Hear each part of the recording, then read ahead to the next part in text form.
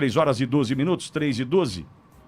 Tem outro alerta também, antes dessa conversa com o Edgar, feito pelo G1 Bauru. Nós trouxemos hoje pela manhã, tinha passado batido, mas eu não vi ninguém dando um grande destaque para isso, isso me chamou a atenção. Edgar, você sabe que aquele tal do Aedes aegypti é danado, né? Ele é realmente daquele tamanho, de uma potência. Além da dengue, é zika, chikungunya, em alguns casos febre amarela. Sim. Mas na dengue, ele consegue ter 4 tipos de vírus. 4 tipos de... Olha incrível, né? Aquele miserável daquele mosquito, né? Aquele pequenininho é capaz de fazer, né? Então, além da dengue, zika, chikungunya e a febre amarela, em muitos casos, na área urbana, quando fala-se da dengue, 4 tipos de vírus. Qual é o problema? Na epidemia do ano passado, 2019, o vírus que circulou foi o vírus tipo 2. Ok. Então, os bauruenses estão imunes nessa temporada ao vírus tipo 2. Por quê? 26 mil pessoas tiveram dengue. 39 morreram. Sim. O que acontece? Há um alerta de infectologistas dizendo o seguinte: cuidado, porque se circular o vírus tipo 3, que não circula na cidade há 9 anos, e o 4, que nunca circulou, Certo. pode ter epidemia de novo. Então, por que desse alerta? Para a gente cuidar do quadradinho, do nosso quintal, aqueles 10 minutos por semana, onde você Sim. passa, dá uma olhadinha. Né?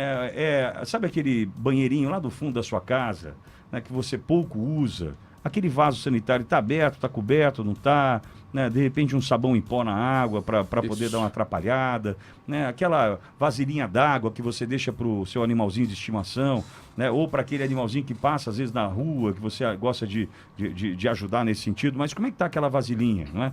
Você só substitui a água, os ovinhos podem estar depositados ali, né? A gente pode ter problema com isso, além das tampinhas, as garrafas, os pneus, né?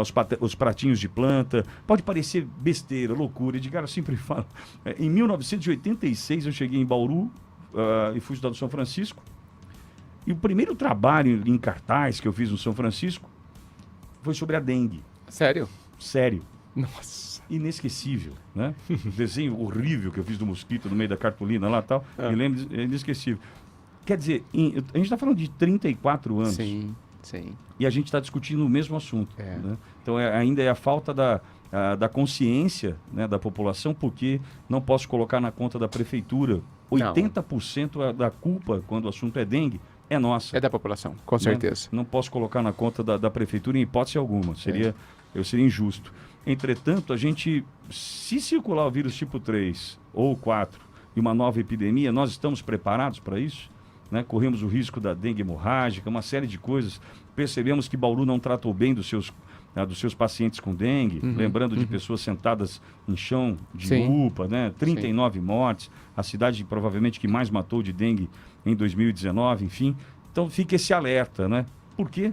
Porque está chovendo hoje e porque no final de semana volta a fazer calor. Sim. Tudo que o mosquitinho gosta de gar. E é interessante, né? Porque tudo tem dois lados, né? Apesar desse mosquito ele abrigar tantas possibilidades de doença, a gente só precisa brigar com ele. Imagina se fosse um mosquito para cada um, com comportamentos e padrões de reprodução diferentes. Repelentes diferentes. Imagina, 5 repelentes, né? Então nós temos que brigar com um. Né? No ponto, se a gente tacar esse ponto, a gente bloqueia todo o resto. Né? Agora, sem dúvida, cada um de nós precisamos cuidar do nosso quadrado, né? Porque nós seremos muito afetados, e mesmo que o vizinho seja afetado, depois ele se volta contra você. A questão se volta contra você, porque todo mundo ao seu redor vai ter criadores de mosquito que vão necessariamente atingir. Outro dia chegou uma mensagem aqui de um médico dizendo que nos Estados Unidos, quando são isolados os casos de dengue, e quando existem, o paciente ele é afastado da convivência dos demais. Entre quarentena. Ele entra praticamente numa quarentena para não contaminar, para o mosquito não se abastecer dele para contaminar os demais, né? Aqui não tem jeito. O que eu faço com 26 mil bauruenses? Sem né? dúvida. Deixamos chegar num ponto insuportável. Por um outro lado, muita coisa já pode estar sendo feita, né? Diz que a prefeitura já está com algumas ações, entretanto o Ministério da Saúde, aquele Malation, que é o veneno utilizado, eu não consigo acreditar nisso. No meio da epidemia, no passado, teve um problema que cristalizou esse veneno do fumacê, da nebulização. Sim. Ele cristalizou e acabou não sendo eficiente. Ele ficava concentrado no fundo e nebulizava-se algo que não tinha efeito sobre o mosquito. Aí recolheram as amostras, tiveram problemas e tal. Sabe qual é o problema agora? Eu gravei anteontem, para a região lá de Rio Preto, Votuporanga e tal. Qual? O Malathion cristalizou o fundo e tal. O mesmo. Poxa, eu não estou entendendo o que está acontecendo. Não se sabe armazenar esse produto, então? Quem compra não tem um manual de armazenamento? Ou é o lote, não sim. recolheu. Sim. E outra coisa, Edgar, é um veneno, né? Quem compra é o Ministério da Saúde, que entrega para a Secretaria de Estado da Saúde, que repassa para o município. Então, Bauru não tem autonomia enquanto município de ir lá e falar, quero dar meia dúzia. Não tem. Então, é o Ministério que repassa para a Secretaria de Estado, que repassa para o município, numa burocracia, né, que acaba transformando isso num processo tão lento, enquanto o mosquito também avança. Sim. E nós não podemos comprar, então? O município não pode comprar, não tem autorização? Não tem. Não tem. Então, percebe, a gente vai esbarrando em algumas coisas. Agora, fica o alerta. A cidade está suja, né? Infelizmente, tem muito terreno abandonado. A gente está percebendo, hoje teve um ouvinte que disse que ali na Pinheiro Machado tem uma área de lixão ali, porque... Na Valdemar de Ferreira, não foi, Pitol? Não, foi na Pinheiro Machado. Pinheiro Machado. O ouvinte falou, tem uma área ali que começou a virar área de lixão, porque um vem e joga, outro vem também joga, outro vem também joga. Que disposição é essa para sujar o que é nosso, né? Sim. Pois é terrível, né? É uma visão muito estreita que a gente tem de que a gente jogou a uma quadra da nossa casa e eu não vou ser afetado. Seremos. É uma falta de juízo bastante grande, né? Falávamos aqui agora nos bastidores sobre o medo da morte, as pessoas que ainda, né, têm o medo de lidar com isso e medo de tantas outras coisas, né? Sim. Falávamos sobre um boato que surgiu hoje pela manhã, acho que é bom até frisar. Surgiu um boato de que havia um rapaz preparado para entrar armado na Unip, aqui em Bauru, que ia matar todo mundo, aquela coisa toda, tal. Não procede, a gente foi atrás, falamos com a universidade, falamos com várias autoridades aí, não procede, né? Era realmente mais uma fake. Bauru tem produzido fakes e mais fakes, né? Semanalmente teve uma fake na semana passada, de um carro que estava passando para calibrar os radares ali das Nações Unidas. Certo. Aí o azulzinho parou o trânsito, coisa de 5 minutos, para o carro passar e calibrar, ver se o radar estava medindo corretamente. O cara parou no trânsito e filmou e falou assim, olha lá, tá vendo só? A mulher encontrou o esposo do motel traindo com outra, tal, tá com uma arma na cabeça dele, tá louco, ó, tá indo e voltando com o carro. Você não viu isso, não? Não chegou. Ainda bem que não. Eu recebi uns 5 grupos. Aí, não, era um carro calibrando o radar. Por isso que ele das Nações Unidas vinha na contramão, voltava e passava novamente e tal, porque ele estava calibrando o radar. Agora mais essa com relação a isso e o pavor das pessoas diante de riscos, né, Edgar? Você falava, estranho né? A pessoa alertada de um problema, olha, vai entrar um cara aqui e matar todo mundo, o pânico que se gera, né? Mas muito provavelmente, sem o aviso, tudo estaria tão bem. Sim. Avisou, alertou, disparou, pânico geral. Sim. É bem interessante, né? A gente faz muito pouco avaliação de risco, né? E quando aparece porque risco existe, né, a gente se apavora, a gente perde o controle, a gente não faz os procedimentos que poderia fazer para minimizar esses riscos. Então, assim, a impressão que eu tenho é que é muito grande o nosso despreparo para a vida, né? Para olhar para a vida com realidade, né? Viver é muito arriscado. Nós precisamos ter consciência disso. Mas será que se nós começássemos a nos prepararmos muito para o risco, a vida não ficaria muito pesada de ser vivida também? Não pode mesmo. Você levantou uma questão ótima, Éden. Levaríamos a uma paranoia coletiva. Não. Tudo agora não pode. Cheque, duplo cheque.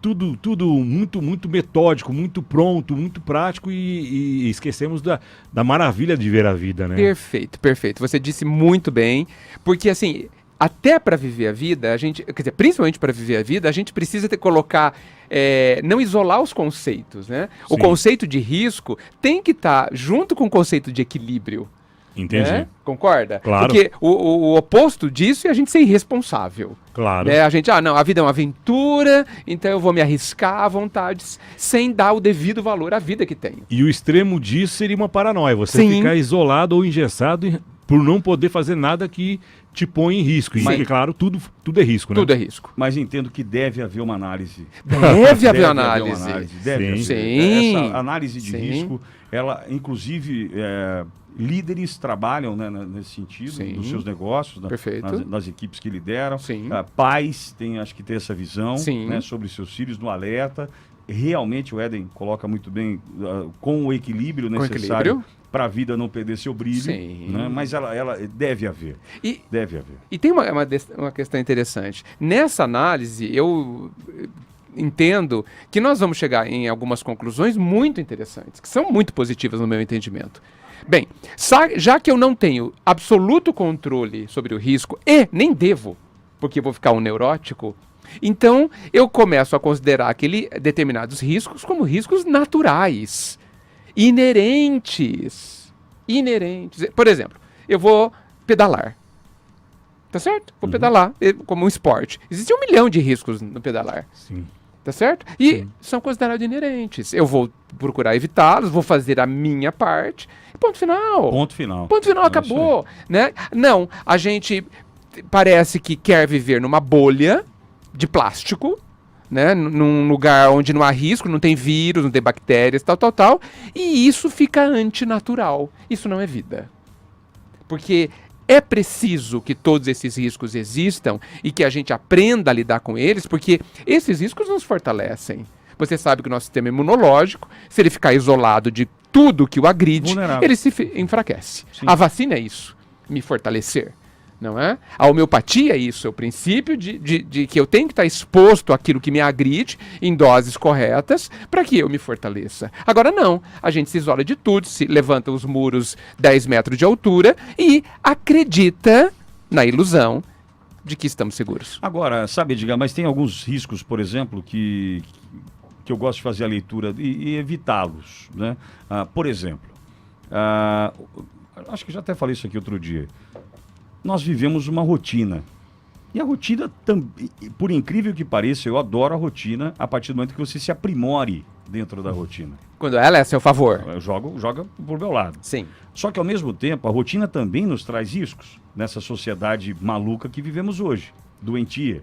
Ele sempre faz esse trajeto, ele sempre faz aquilo, e se começa a colocar pulgas atrás da orelha, né? Por exemplo, hoje entendo que nós perdemos a liberdade. Por isso que eu até digo que no Brasil houve uma desordem ou retrocesso. Não é possível que nós vivemos em ordem e progresso. Não é possível. É um desordem e retrocesso. Por quê, Edgar? Se eu não posso fazer o que eu fazia há 30 anos, porque tiraram a minha liberdade, tem algo errado. Sim. Se eu não posso brincar na rua com os meus filhos, Sim. tem algo errado. Se os vizinhos não podem sentar em frente ao portão no fim da tarde, tem algo errado. Sem dúvida. Se meus filhos não podem ir a pé para a escola ou de bicicleta para a escola, ou pelo perigo do trânsito, ou pelo perigo de sequestros e abusos, Sim. tem algo errado, Edgar. Sim. Não Claro, avançamos. sem dúvida que sim. Sem Não dúvida que está avançamos. errado. E eu preciso analisar os riscos para poder tomar as minhas decisões. Sim. Então, quando eu decido levar meus filhos para a escola, tendo eles a oportunidade de ir a pé, e eu tirando isso deles, porque o quanto eu aprendi, cercado por 8, 10, 12, 15 amigos indo para a escola, o quanto eu aprendi naquele relacionamento, Sim. não é verdade? O quanto eu aprendi no caminhar para a minha escola, para a escola onde eu estudava. E meus filhos não terão. Meus filhos não terão. Não terão. Não terão. Né? Eu ia sozinho de metrô para a escola em São Paulo. Eu pegava o metrô e ia para a escola sozinho. Eu tinha 7 anos. Então, assim, o quanto eu aprendi com isso.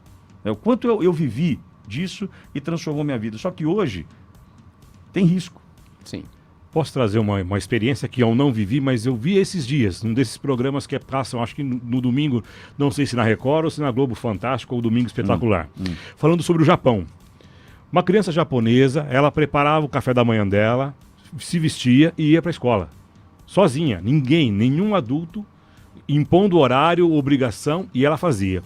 E ela ia a pé para a escola, que é uma distância interessante, porque ele tem que pegar metrô, do mesmo jeito que o Pitoli falou. Uma criança de 7 anos pegava o metrô. E aí, o que acontece lá no Japão, que é diferente do que acontece aqui no Brasil? Lá no Japão, uma criança japonesa sabe que se ela se sentir em apuros, ela procura um adulto, que o adulto irá ajudá-la. Ela sempre poderá confiar num adulto. Os adultos não são pessoas que podem fazer mal a ela. Os adultos são pessoas que vão ajudá-la. E então, esta diferença de sociedade faz com que a criança japonesa tenha mais autonomia, inclusive, que a criança brasileira, porque ela pode confiar em adultos estranhos. Ele é mais livre, então. Ela é mais livre. Liberdade. Pois verdade. é, por incrível que pareça... Quanto mais a impressão seguro... que dá- O presídio de segurança máxima. Quem tá lá dentro? Preso. Preso. Hã? Quando você fala em segurança máxima, quem tá lá dentro? Preso. O cara tá preso. Minha casa é de segurança máxima. Você tá preso. Você é um presidiário. Eu queria trazer uma lição também, que eu lembrei da escola e puxei agora no computador, das virtudes cardeais. Vocês lembram disso ou não? Eu não. Não lembram? Não. Prudência, temperança, fortaleza e justiça. Era ensinada, eu me lembro até do desenho que tinha num dos livros, que era ensinada essas 4 virtudes cardeais, que eram virtudes que as pessoas deveriam ter para poder ter uma vida mais adequada, mais equilibrada, uma vida... E lembra da Rosa dos Ventos, né? Né, dos Isso, pontos e cardeais, as virtudes cardeais. Virtudes Norte, sul, leste e oeste, quer dizer, tome seus Exatamente. pontos para você tornar Que uma legal. boa vida. Quais são? Tornar uma boa vida. Prudência, que é o reto agir, bom senso e o equilíbrio. A temperança, que é o autocontrole, o autodomínio, a renúncia e a moderação. A fortaleza, que é o que nos faz sentir fortes no bem, na fé e no amor. E a justiça, que regula a nossa convivência, possibilita o bem comum e defende a dignidade humana e respeita os direitos humanos. Brilhante. 4 virtudes cardeais. E o que me chama a atenção, que cada cidadão tem que ter. É nossa responsabilidade. Isso. Aí tá o fator de É mudança. teu, não dá pra falar, Luizão, tem pra mim aí prudência, beleza? É, não. Isso. Não dá. Não dá. Luizão, como é que tá a sua temperança? Tem 2 aí? Pega pra... Não. É igual eu ir ao banheiro, não dá pra ele ir por mim. É. Como não dá pra gente construir uma sociedade melhor sem cada um transformar-se pra melhor usando aí as virtudes cardeais. Se eu cuidar só do meu quintal, meu vizinho não, dançamos nós 2 juntos. Exato. Olha aí, né? Não dá pra... Lembra de uma vez que a gente comentou que nós não somos responsáveis por tudo, mas somos afetados por tudo? Sim. Né? Esse é o caso, de novo, isso tem voltado muito forte na minha cabeça, sabe? E é assim, agora, quando é que nós vamos nos convencer? Porque assim, não tá dando bons resultados a gente culpar o outro. Não sei se o Não, pessoal já nunca deu, né? Então, mas não sei se o pessoal já percebeu. Eu acho que quem tem mais de 20 anos tem a obrigação de já ter percebido isso. 20 anos tá bom? É. Né? Quem tem mais de 20 anos já deve ter percebido que egoísmo, porque é disso que nós estamos falando, não funciona bem. Pode funcionar no curto prazo, mas no médio e longo a gente dança. E dança feio. E depois vai entrar em depressão porque plantou uma vida que deu frutos ruins. Mas a pessoa, ela consegue, como você mesmo disse há pouco fora do ar, consegue prever o futuro a partir da semente que ela plantou, pô.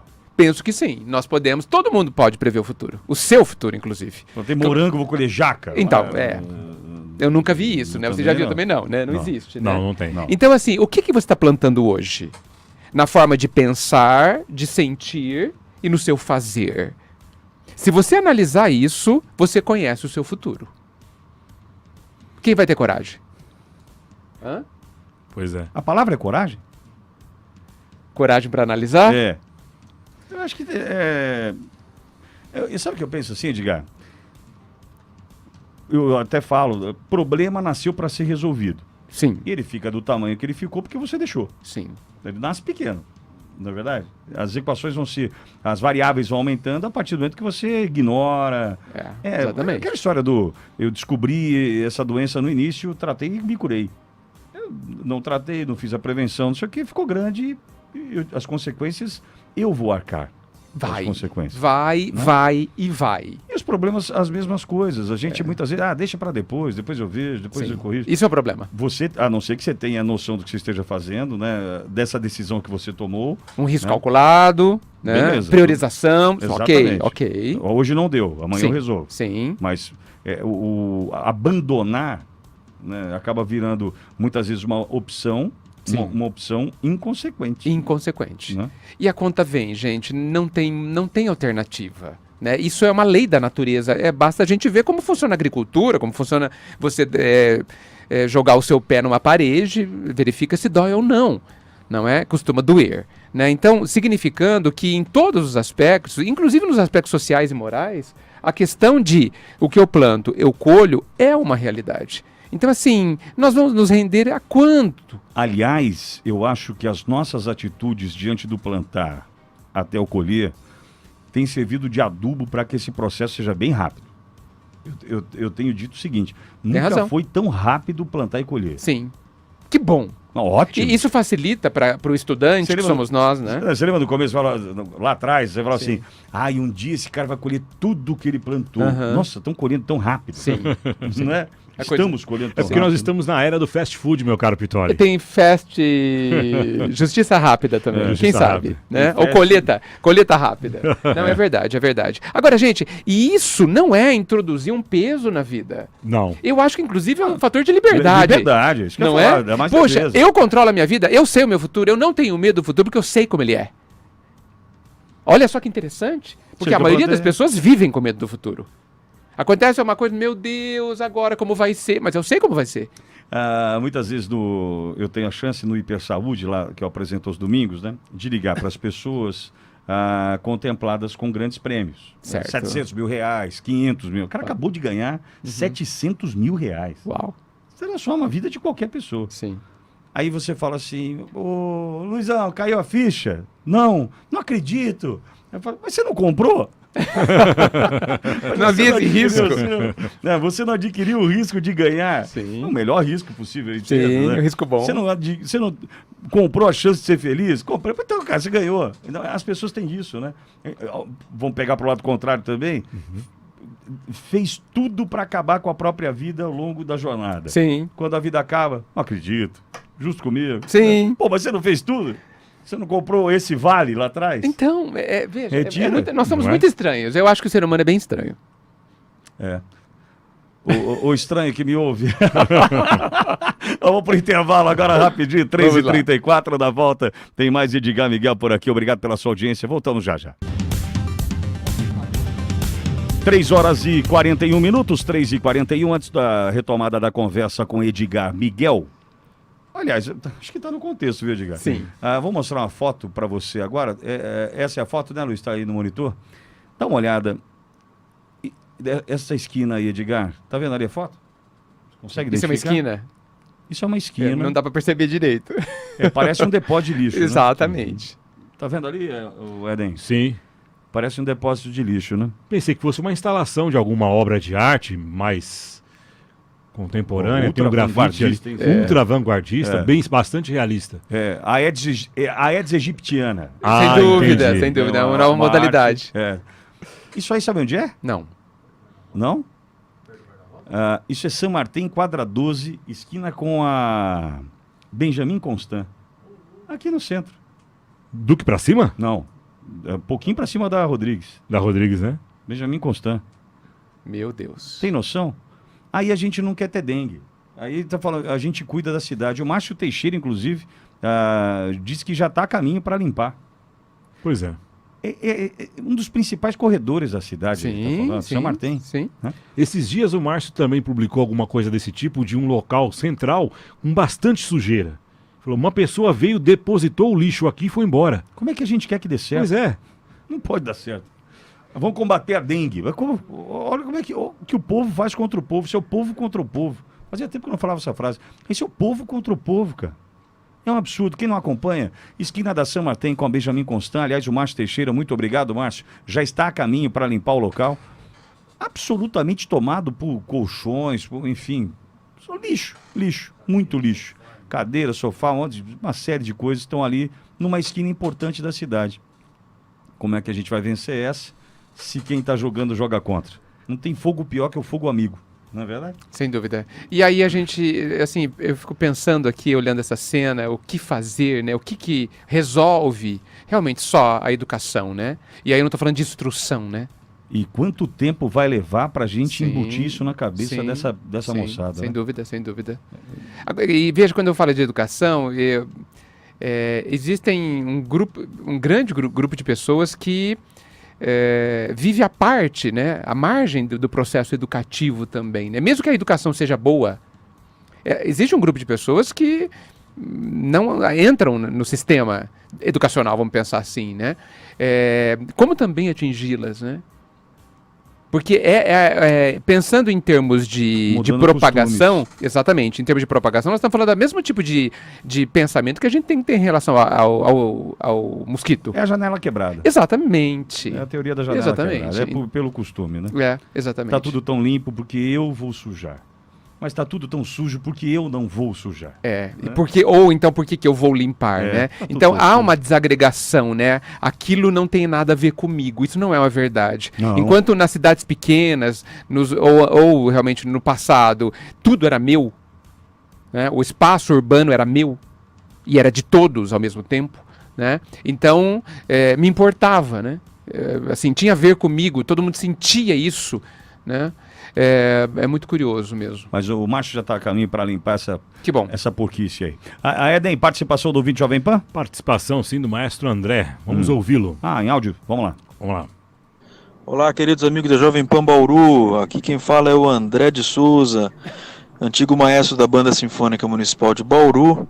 Está muito bonito esse debate e eu queria falar uma coisa, correndo o risco de ser repetitivo, mas se existe um lugar onde esses valores que vocês estão apontando estão mantidos, estão sendo trabalhados, é nos projetos onde as crianças são inseridas no mundo da música, no mundo das artes, principalmente das artes coletivas como as orquestras, o balé e outras artes, em que as crianças podem ter contato com outras pessoas que também estão estudando a mesma coisa que ela e se dedicando.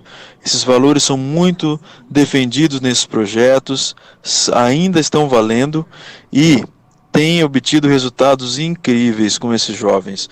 Resultados onde jovens que, mesmo os que não seguem na profissão de músico, eles conseguem colocar em prática em suas profissões valores que são apreendidos, que são interiorizados através da arte, através da música, e principalmente da música orquestral coletiva.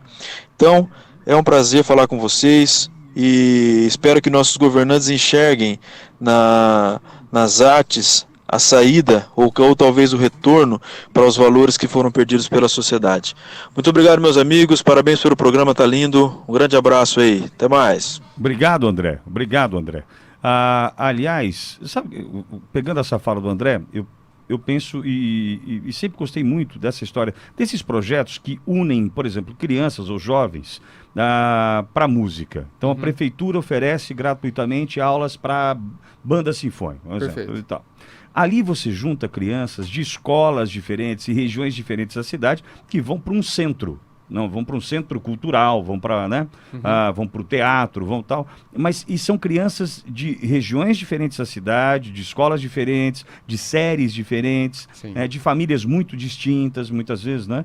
Independentemente da classe social. Sim. Independentemente. Isso é muito bom. Ali está a diferença.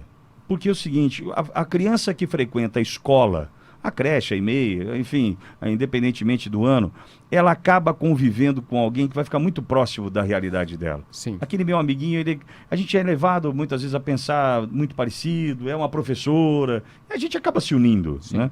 Agora, quando eu caio num grupo onde eu sou diferente, né, onde tem diferentes de mim, do ponto de vista de formação, né, uma série de fatores, isso é muito bom. Aí entra prudência, temperança, fortaleza e justiça. Sim. E eu concordo com o maestro realmente de que esses valores são nas entrelinhas cultivados, né? Porque senão você não consegue uma orquestra. Não. Né? Qualquer atividade coletiva, como ele disse, a arte coletiva, mas também o esporte também tem a ver com isso. Apesar que a arte ela tem, no meu entendimento, um quê a mais do que o esporte, porque ela não é competitiva. A competição, até determinado ponto, é interessante. Mas depois quando sai do equilíbrio, como falávamos, aí ela começa a ter um fator pernicioso também, né? Onde eu quero ser melhor que o outro. À exceção dos esportes individuais, onde praticamente o seu grande inimigo é você mesmo. Né? Mas a arte não tem muito isso. A arte, ela trabalha outra questão.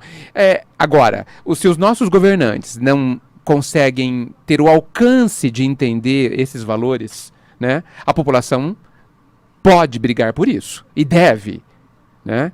Então, vamos ver, né, vamos pensar sobre isso, e mais uma questão para a gente não se omitir, né? O que nós estamos fazendo para incentivar as artes? Né? Aliás, como a gente vê a arte, né?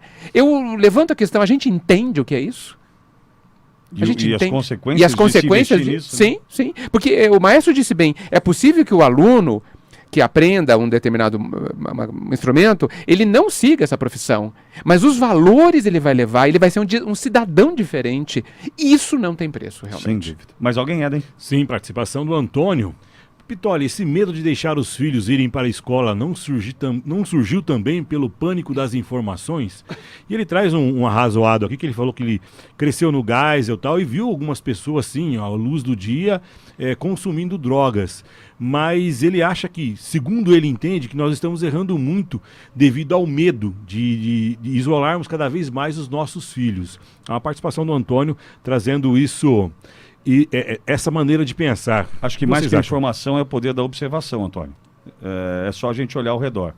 Eu não acredito que hoje você sinta vontade de deixar seu filho, como eu contei aqui no estúdio, eu tinha 15 anos, voltava a pé do shopping, quando inaugurou o shopping em 89, do cinema, voltava a pé para Bela Vista. Hoje, primeiro, na época não tinha celular, dinheiro era muito contado, se bobear já tinha acabado ali no cinema, então talvez sobrasse um tênis mequetrefe ou uma calça paraguaia para o cara levar, né?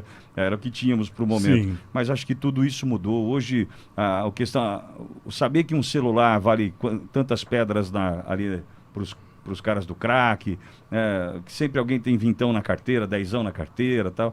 Eu acho que isso mudou um pouco o jogo. Uma coisa que eu observo também, Pitoli, que Bauru na década de 80 ainda era muito provinciana. E hoje ela já é uma cidade mais metrópole. Os vícios e as virtudes das capitais chegaram aqui. A questão da criminalidade, do acúmulo de pessoas. Claro, a gente trocou um cadeião por 2 presídios. Pois então, da multidão de pessoas. A gente tinha um cadeião, aí o cara foi lá, fez um ótimo negócio. Olha, eu tiro o cadeião aí da região da NUNO, da Nações Unidas, mas eu te dou 2 presídios. O que você acha? A gente topou. Exatamente. Mudou o cenário. Isso. Não consigo pensar diferente, não. O Adilson participa dizendo o seguinte: boa tarde. A ciência cria o medicamento, a política burocratiza e o brasileiro sofre. Coisas do Brasil. Dá a impressão que no Brasil apenas os ricos evoluíram. Edgar, aí não é previsão, é colheita. Então, mas veja, exatamente porque eu sei que plantando eu colherei, né? Então, e de fato é colheita, nós temos também essa possibilidade de ver o que vai acontecer amanhã. Né? Então, assim, e veja, diante disso, pesa sobre todos nós a responsabilidade do que nós vamos fazer hoje para que o nosso futuro seja melhor. O futuro dos nossos filhos e dos nossos netos. Mas né? o futuro é amanhã, né? Sem dúvida. Amanhã já é futuro. Amanhã já é futuro. Então, o que nós estamos fazendo hoje? Por isso que o presente é tão importante. E por isso que a gente precisa estar desperto, acordado, disposto a refletir sobre o que for necessário. Né? É claro, priorizando o que a gente considera importante. E o que é importante? Os valores que são a essência das nossas plantações. Então, por exemplo, nós que, assim, a gente vê a população muito caridosa, né? Não é verdade? A população é muito caridosa. Tem lá enchente do Espírito Santo, pronto. Um galpão inteiro de doações. Mas existe uma caridade que tem um alcance gigantesco. Qual Porque quando eu dou um saco de açúcar, eu beneficio 1, 2, 10, uma pessoa. Tá certo? Mas quando eu voto corretamente, eu beneficio 100% da população. Ou eu prejudico 100% da população. Então, as pessoas que têm um bom coração, as pessoas que se preocupam com o outro, pensem na importância de aprendermos a votarmos bem, de conversarmos de forma sadia com as pessoas da nossa família, para que a gente tente, se possível, né? Tente organizar as ideias, separar o que é bobagem do que é importante, separar o que é prioridade do que não é, eliminar algumas crenças, irmos em busca de informações realmente fidedignas, né? Ultrapassar o nevoeiro, né? A nuvem de fumaça que é tão interessante para a gente ir para aquilo que importa, analisar, cobrar, Todos esses comportamentos eu coloco dentro do âmbito da caridade. E talvez no momento mais justo da democracia, onde a pessoa mais pobre e a mais rica vale igual. Sim. Um voto. Sim, Quanto você exatamente. vale? Um voto. Um voto. Não, eu tenho 2 bilhões na conta. Você tem um voto. Um voto. Não, eu tenho nada, um monte de boleto. Você tem um voto. Um voto. Exatamente. Somos todos iguais. E a gente se preocupa tanto com caridade, essa caridade atinge... Quantos habitantes nós temos? 200 e... Aqui? Não, no Brasil. 210 milhões. 210 milhões de pessoas. Olha como a gente pode ser caridoso. Dá tempo de mais uma, né? O Jarbas traz um pensamento bastante polêmico aqui. Se vizinho fosse bom, não precisava de muro.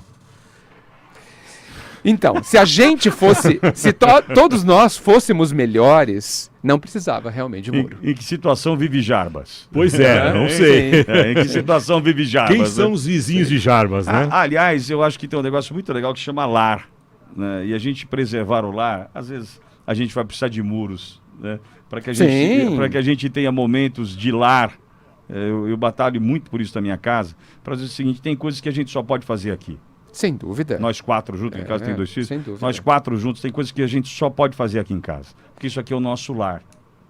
E ele precisa ser preservado. Agora, muro é uma solução, muitas vezes, eu espero que seja cada vez mais temporária, muitas vezes necessária, mas ela é paliativa. Porque ela realmente nos prende. Não, se quiser pular, pula. Se quiser pular, pula. Como você disse, se eu tiver um muro de segurança máxima, eu estarei preso. E também mudar para o condomínio X também não adianta muita coisa. Muito bem, vambora?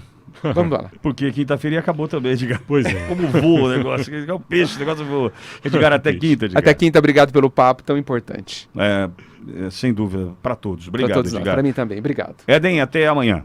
Forte abraço e até amanhã. Faltando 5 para as 4, trabalhei aqui com o Luiz Pereira, agradeço a sua audiência.